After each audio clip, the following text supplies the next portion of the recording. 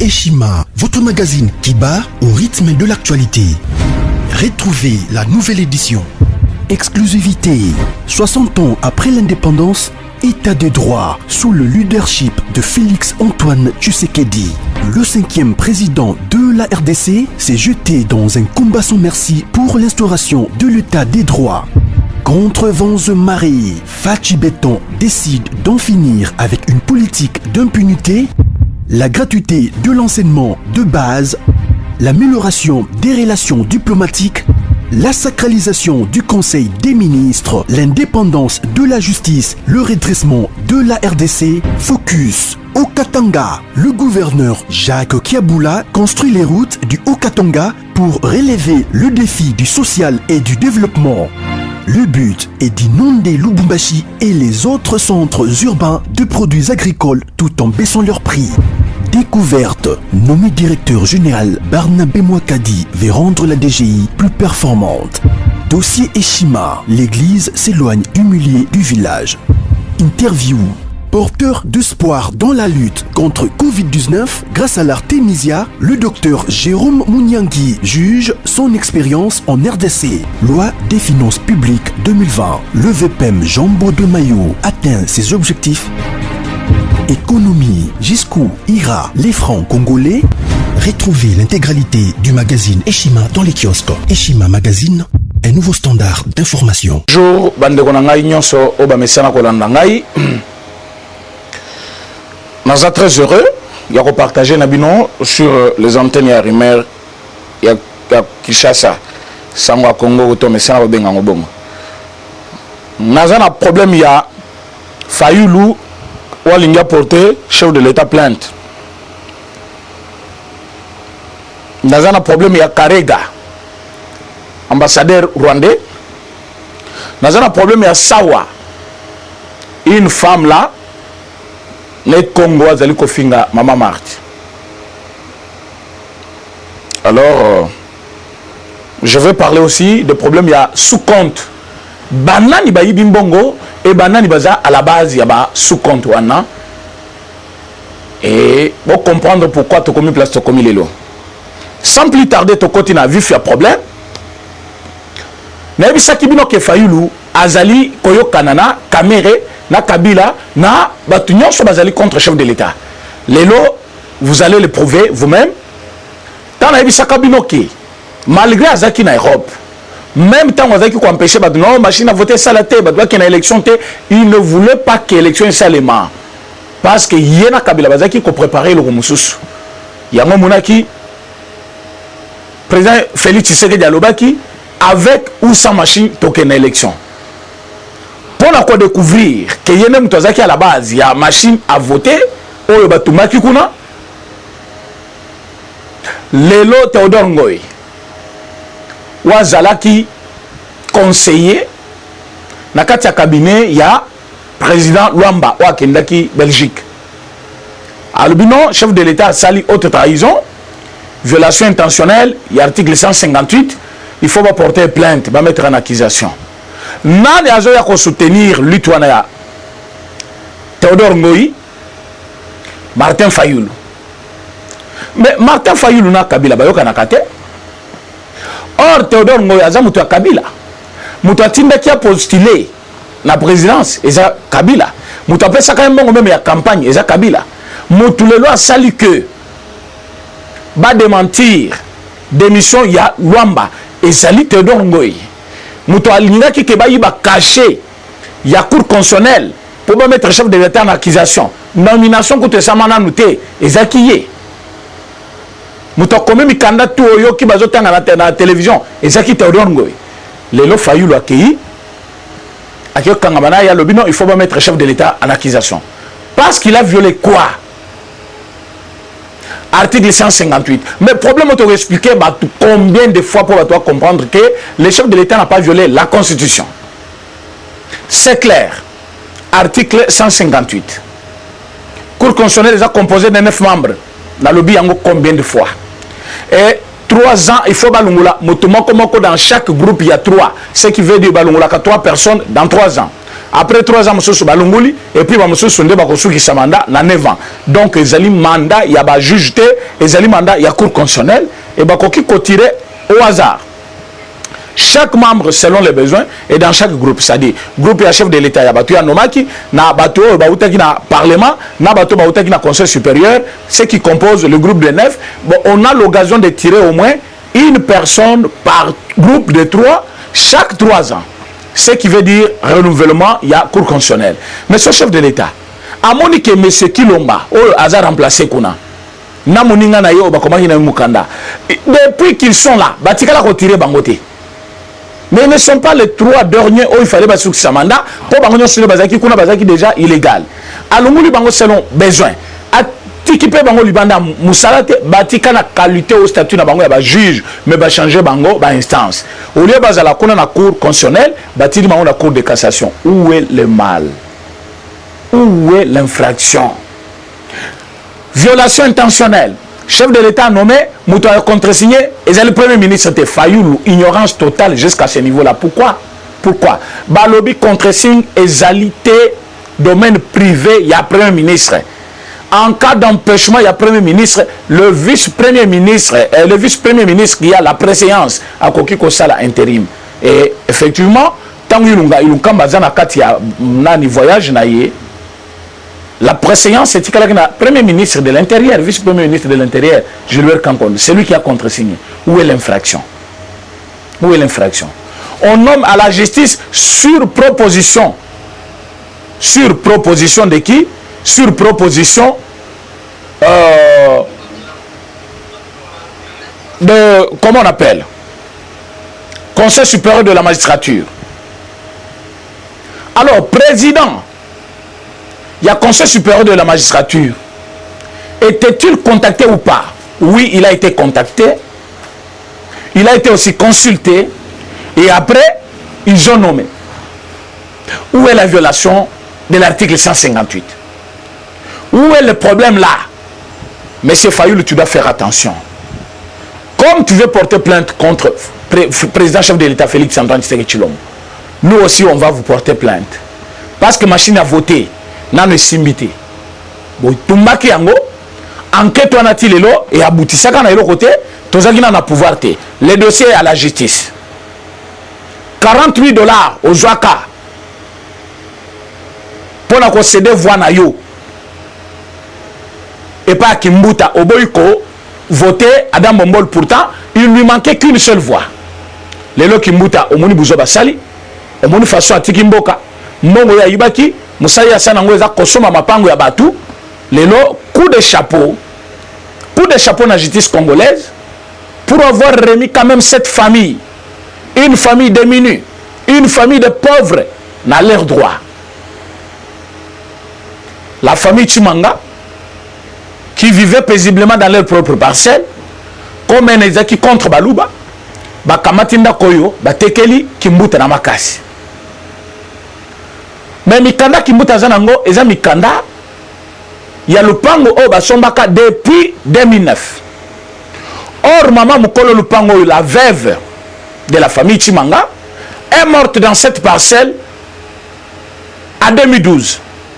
On se demande, mais ce Kimbuta va acheter une maison, a dit qu'il va faire pendant 3 ans sur quel avenant, sur quelles conditions de vie, et le orphelin de la dame, balobi keti mama na bango akufi mikanda izaki na ndako ya lupango batikala koteka lupango te mama na bango akufeli kana lupango na 2012 nde baye ko de guerpir bango na 2012 pourtant mikanda tout ezai pa na bango. Alors Kimbuta va acheter cette maison auprès de qui? Et sa femme est en train de demander la liberté provisoire. Liberté au Yazo Senga. Après 8 ans, il y a une famille pauvre, parce que Bazaki est de l'autre côté. Une famille pauvre. 8 ans plus tard, le monde va retrouver dans Kunabang. Ceux qui vont foutre indemnité dans la famille Wana. Pour les avoir mis dehors illégalement. Et sans raison. Pourtant, il y a eu le Ponga Batu. Au bout le Ponga Batu, parce que Zaki n'a pouvoir. produit à Fayulu Yangwana. Moutou appelle ça qu'à voir. À quelque chose le pango batou, une famille démunie, parce que Bazabalouba, Basombe le pango na bango, le nom le pango bango bazoaki, Mikanda et Kosi bango, comme erreur matérielle. Erreur matérielle est athée. Le pango Bosoma en 2009, Foboye Baké, mon colon Nango, Azaki a tous les documents jusqu'à 2012. Elle n'a jamais vendu sa parcelle. Atikiba na parcelle, si ma liwa na ye na mobile na ye, bino boye bobi misiba na ndako, bokamati lupango. Moi si oyo ya kimbuta mama Yvette, il faut afanda kunana na boloko. Ba sentir pendenge ba pauvre ba santaka na boloko. Et puis epé sa leçon na ba zayi bana batu mususu ba yo ba ke pouvoir s'échanger quand bilobela na bino wana ba problème nyoso bozana na justice to kundula yango pour que justice soit la fête pour tout le monde. On ne va pas vous laisser faire bêtises na bino bosala ngota molai ko finga batu. Ndenge moko na certaines sawa wana wazali ko finga ba mama Martin Poto. Ne Congo. Mais na yebiti. Kala biso to yebiki ba ne Congo bazaka batu moko digne quand même. Une femme né Congo ne fait pas n'importe quoi.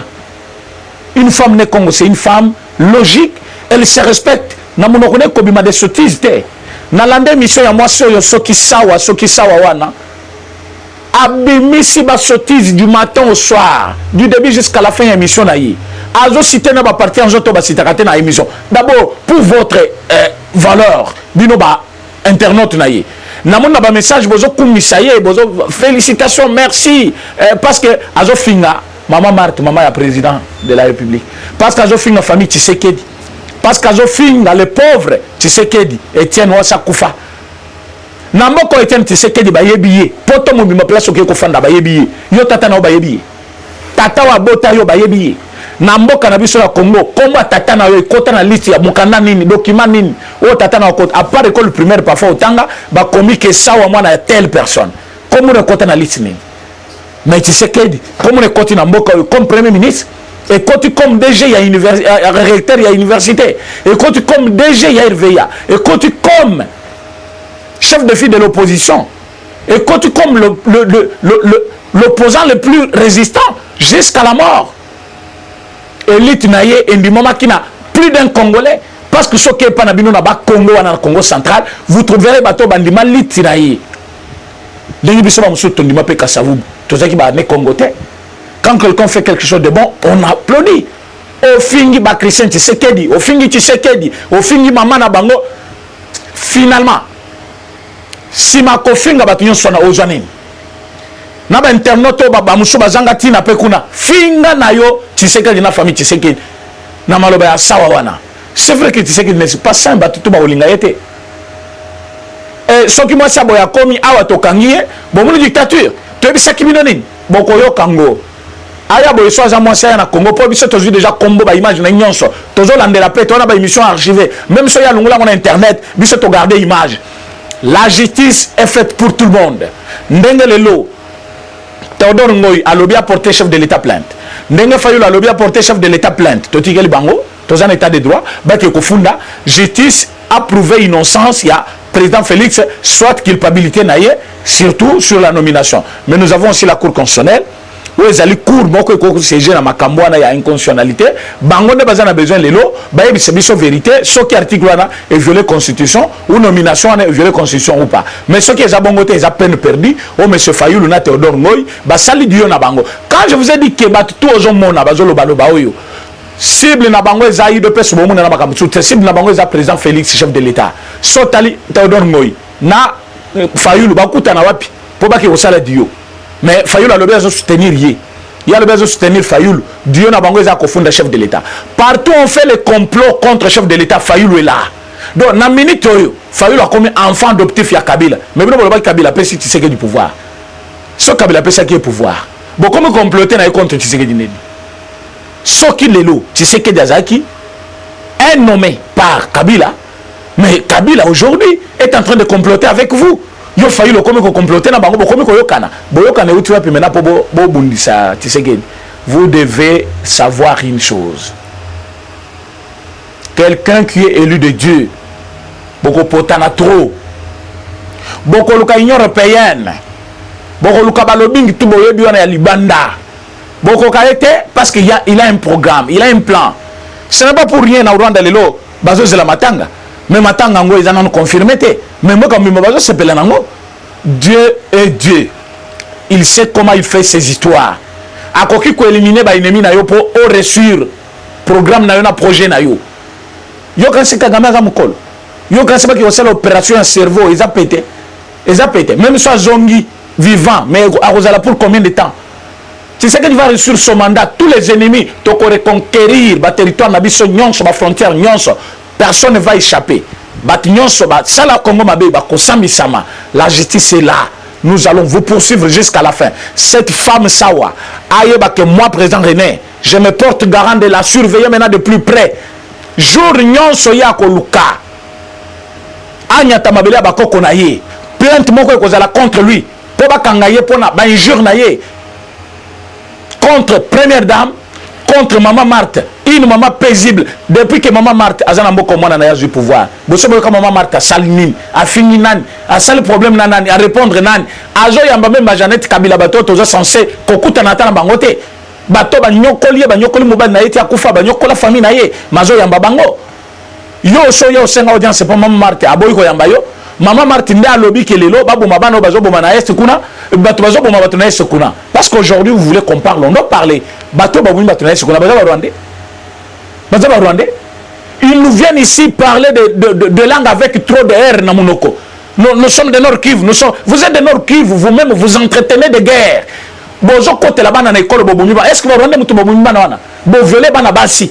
Bozongi zamba. Vous êtes utilisé par le Rwandais, oui. Mais votre conscience, vous l'avez vendu à qui? Vous l'avez vendu à qui? Vous-même, vous venez, vous entretenez des guerres. Vous tuez des filles et garçons. Vous tuez des élèves même en plein examen. Ça l'examen. De l'autre côté là-bas, vous violez Banabasi. Naïsiro. C'est l'armée rwandaise qui est venue. Soit des Rwandais. Soit côté là-bas, quand on vous cite les gens, on va faire la rébellion en Boko. Vous êtes Rwandais? Moi, c'est un Moussazaki Rwandais. J'ai dit que nous avons fait la rébellion à Rwandais. Ba groupe na ba côté na ba na maki na ba Rwanda na ba Zambana. Ba Rwandais. Alors le Rwanda maintenant qui est derrière Bango pour soutenir Bango. Président Félix Ache Bango agine. Carré Gobino Boloba qui soit Congo Obomaye, so ba kutana sur l'état abomié. Quand vous commencez maintenant à chanter, non Rwanda des familles pays à Canada été. Oui. Pour ba sala biso mimba bomé biso oui. Je suis tout à fait d'accord. Ce n'est pas un bon pays. Ils ont utilisé les fils du pays pour nous faire du mal. Oui. Mais ces fils du pays ont-ils conscience ou pas? Ils n'aiment pas leur pays. Ils n'aiment pas leur territoire. Mais ils le font quand même. Mais le président Félix, qui vient récemment au pouvoir, il a compris que l'ennemi, pour bien l'affronter, il faut l'approcher. Moïbi Poye Bayo a Tchaka Loboko Libandate. Akoye Bandaku Nayo. Akoye place au Tchaka Mesa. Kalinu no Tchaka na porte Nayo. Après à côté Liu. Vous voulez qu'on termine la guerre avec Rwanda par les attaquer? Oui. Avec quelle armée?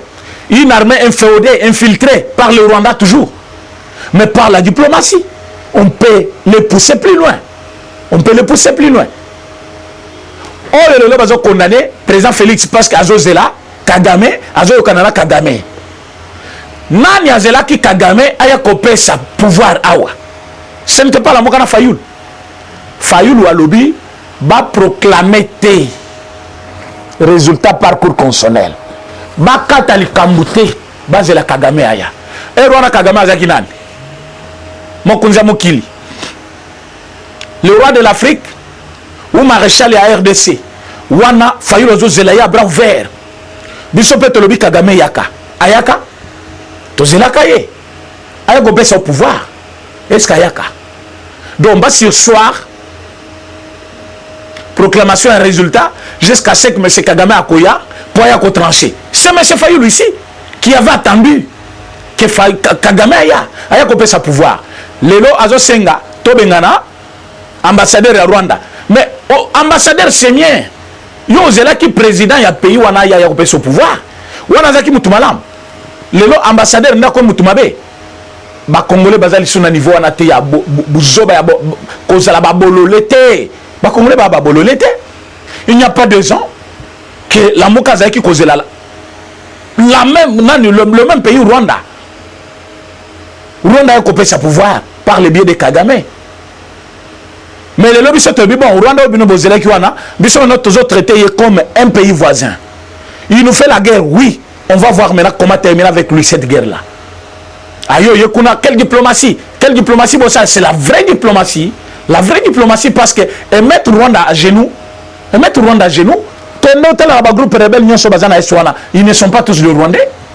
Les Congolais, les Congolais ont toujours payé à Est. Mais ils ont en danger. Après, ils ont un chef de l'État. Sécurité zate. Sécurité zate. Mais qu'est-ce que vous faites? Qu'est-ce que vous faites pour que sécurité ici? Nous demandons à tous les Congolais. Bande Konyon Sobalingaka, président Fachi. Bande Konyon Sobalingaka, Congo. To Sangana. Bolanda biloko bazolo belabino ba réseaux sociaux loko la foi moi soyo ya na yebité. Ngai na linga pena ko fingati. Na linga ko fingati pourquoi? Parce que quand on parle souvent des choses sérieuses, il ne faut pas mélanger avec les accessoires. Cette fille c'est l'accessoire. Na histoire ya Congo à Kokotela wapi qu'est-ce qu'elle lancé? Elle tu sais que Dazaki Kopotana na Mobutu le maréchal tata yao sawa wana soki mama na ye na ye moko sawa na yebito sanzaki kola tata lipapa so tazaki na musika kuna na mboka le loi qui kofinga président Félix finga Tshisekedi président chef de l'État c'est honteux et c'est grave aussi maman Martozo finga na saluni oza sawa na bino na ba ki swanika so ki swanika vous avez une haine très tribal et plus visible. Bozali kofinga ko traiter de tous les mots parce que bazali peuple kassayen. Maintenant quand moi qui a répondu bon oh ba fingi bayaka, il faut vous condamner yango. Ngai na ke ko condamner pour ba fingi bayaka. Maintenant bazo finga balo ba chaque jour. Ba finga pe ba Congo chaque jour, ba finga bangala chaque jour. Et les alliés système maintenant na Congo, oh bo komi ko encourager bino bo leli yango bo sepela kanango. Bozo sepela nango pourquoi? Parce que mutafandi na poto. Azo finga président Félix, muluba na pamba, ba taliban wana. Tant que vous avez bongo, bino na ba commenter, bino na ko sepela, bozo seka, bozo partager yango. Maintenant tant ba répondre, bolo bino ba fingi ba yakapona nini? Ba yakane ba nzambe. Ba Kongo ne ba nani? Sote ba luba ne ba nani? Bibwele na bino. C'est ba la kisi morga ya. Ba la kisi maternité ya bandundu. Bomona ki maternité wana. Bomona maternité wana. Ba la kisi yango pona nini? Pas 18 ans Kabila zala ki ya bandundu mobimba zaki simati ya Kabila. Bandu mobimba ba musique tout wana ba travailler na Kabila ba Kizenga Antoine bango nyonso sima Kabila mais tala modèle batiki maternité ya grand bandundu moi ça zo bota na mbetu ya nani il faut tala mbetu ngo do na moko tana tana lobi so mwana koimba la moko nonga kufi maternité wana bazola kisana bandundu eza na réseaux sociaux boza na vidéo wana mais bato wana tout wana les pangistes au batanga wana. Qu'est-ce qu'ils ont fait de leur province? Qu'est-ce qu'ils ont fait après 18 ans au Basalina Kabila, y'a accompagné Kabila? Qu'est-ce qu'ils ont fait? Maintenant, bazo l'exemple, c'est pour que tu sais que y'a quelque chose. Mais mutu bazo senga quelque chose wana, bazo nié qu'il n'est pas président. Maintenant, tant qu'on kende asali yango, après si bino cadeau, on est bobeta maboko, bobana critiquer yango lisusu, o basala ngo mabe.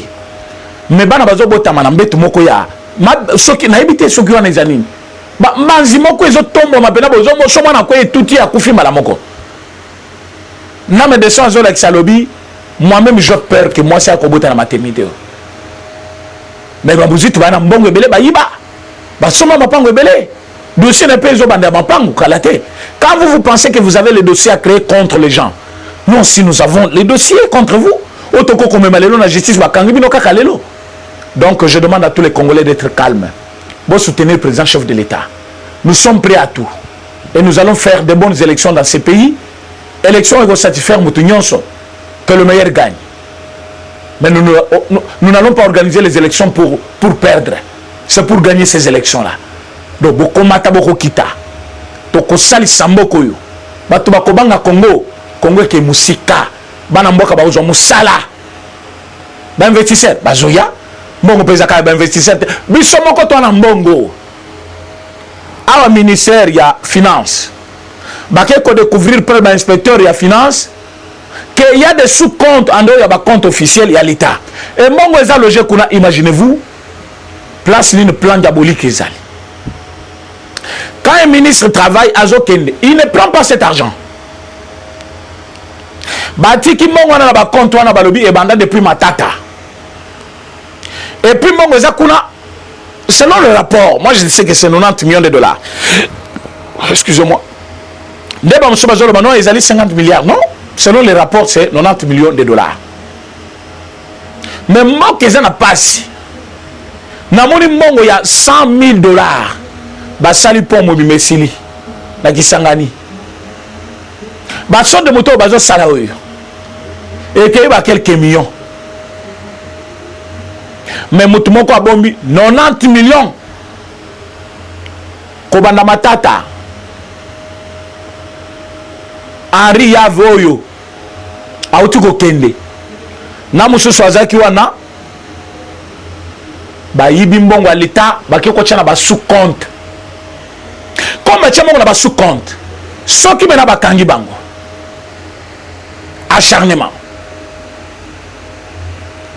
justice moko déjà politisée mais tant ma bayibi mbongo ya l'État ba tshekuna pendant que moko ezo souffrir bazo souffrir. Yanto Ebisagi Bino, ne vous en faites pas. Nous allons lentement mais sûrement. On va les arrêter. Kobana matata. Parce que mon est bandinaï. Yom tu appelles ça instruction. En dehors du compte officiel à l'État, va créer sous compte moko. On ne voit pas pourquoi on doit traiter le président de tous les mots pendant que le problème est ailleurs. Alors nous demandons que l'Assemblée nationale, juste la rentrée parlementaire naïe, Babeng sa ministre de la Défense nationale. Monsieur Mengo Imukena, qu'est-ce qu'il fait? Qu'est-ce qu'il fait? Donc, complot ya Fayoulou na Kabila. Complot ya Fayoulou, nango nani Théodore, nango Imukena Oyanan, toyebi yango déjà. Donc, tuerie de l'Est, et Zali Malobaya Mozito. Mozito, il faut le mettre en accusation. Mozito Moutaloba qui te contient en sécurité pour que les investisseurs bayate. Les autres ont en insécurité. Il faut pas qu'un Mozito aille bisabiso place Nine. Place Nine. Mbongo ou azo entretenir nango ba milice azo zuilango. Aille bisabiso avec quelle force azo travailler parce que l'obé qui nabiso a contient en sécurité. Comme ba contient en sécurité. Insécurité les autres zanango. Naest et le fils se font tuer sous la barbe même de FRDC. Est-ce que c'est FRDC Bazana Bisso? Est-ce que Bazana dirigé par les hommes intègres? Est-ce que le ministre de la Défense Moussala Naye? Voilà. Ce sont des questions qu'il faut se poser. Alors, tu as un ministère des Finances. Bazan en danger. Du fait que comment découvrir faille nyonso. Déjà ils ont porté des menaces contre lui. Toyoki déjà message wana bazali ko menacer IGF pour que l'inspecteur Balemba. Mais vous vous trompez les cibles. Vous vous trompez aussi l'époque. Na minute oyo IGF va faire son travail. Inspection des finances et paie sa rapport nyon au chef de l'État pour que le chef de l'État traque bino o nyon so bakokuta yibi monga l'État bakangaye. Alors toza on a pour la blagueté. Tozo sengaki. Sécurité à ma casse à la pour inspecteur des finances. Sécurité à ma casse pour la juge. Et puis, biso ba panzi sangu tout. On a parti va sécuriser biso parce que danger est permanent. Toujours tamboula à l'aise chaque jour à toujours ba menace, ba danger de mort. Alors, ba meka ko encadrer ba tout so bazali na mokumba et à communiquer peuple congolais. Parce qu'au moment où nous parlons, l'ennemi devient plus risé. Kabila sait que Mikoloneye est comme Mouké. Azali prêt à kosala tout et puis avec n'importe qui. Yazo monnaie kaka. Confiance et nambongo. Donc, batuloko la ba Fayoulou. Bazo somba bango nambongo. À tout moment, zaka toujours corruptible. Azo mbongo 40 000. Après ça, qui mbuta ville. Lelo mone makambo eleki na ville ya Kinshasa. Lelo ivete wana koti boloko likolo na ye. Donc, makambo eze belé toye bignon sona. Mais Dieu va nous porter quand même sa main forte pour que tout sunga mboka oyo to longola na misère. Je dis merci à tout le monde. Ba maman tu ya États-Unis, bota la problème ya mwana mwasi wana. sawa mama Suzanne Gomez mama Suzanne botali kamwana mama Yvette Pen botala makamboyo il faut bato ba subir mama Chantal mama Vicky Mukena partout où vous êtes bolandela moi swana boyeba identité na même surtout ba yango azali d'abord mutu wapi parce que azolo bazane Congo moi si ane Congo akolo biloko azolo bana monoko te azo finga batu n'importe quoi na monoko na émission même et puis ba cameraman wana na chaîne wana na ibité pourquoi bako diffuser biloko abo sorte ya modèle wana hein et puis dans la bouche d'une femme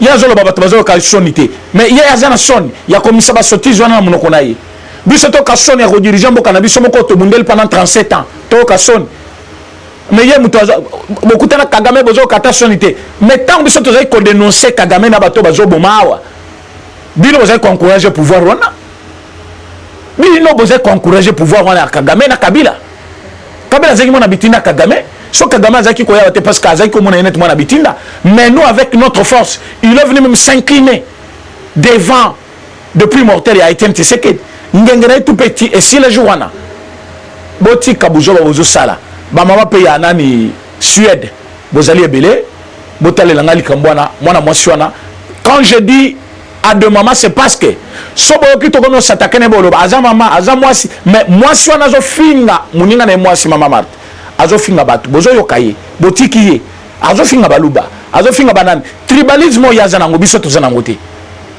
muluba tu na mboko bakanisa kisoki tozwika ka pouvoir bakobotela bato bandaku bakosala boye bakobanda obeta bato bakosala boye mais lelo tozala pouvoir bapa moki ya lobi bien baloba baza kimia par contre bazo protéger pouvoir na bango merci mais baza kimia parce que pouvoir eza baloba te pouvoir eza Congo mobimba eza bato nyonso alors il faut comprendre que le président Félix n'est pas tribal aza président baloba te exemple moke banda aza président na koma ka saité bato ba voter kuna à 100% na mona bango boyité banda koma mokonzi ba déficit eza kuna ndenge na ndenge combien d'industries boyoki atindi kuna combien de sociétés atindi kuna miba à peine balobi bazo tina mbongo pona ko rénover yango mais jusque là et le moté salimi pourquoi bozo ina bande kuna bino boko kolanda basi lokola mwasi wana ba mama ya Canada aussi bolande la problème wana vous êtes tellement nombreuses que je ne peux pas citer tout le monde ici mama Tchabou sister vraiment motenayo Félix Foumou vraiment coup de chapeau pour la union sociale pour la biso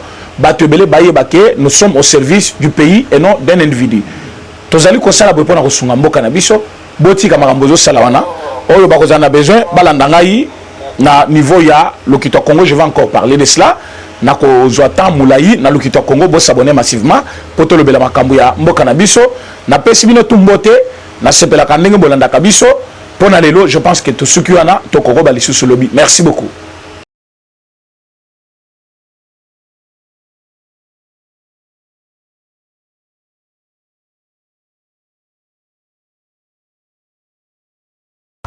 Conteneur yango todo sala.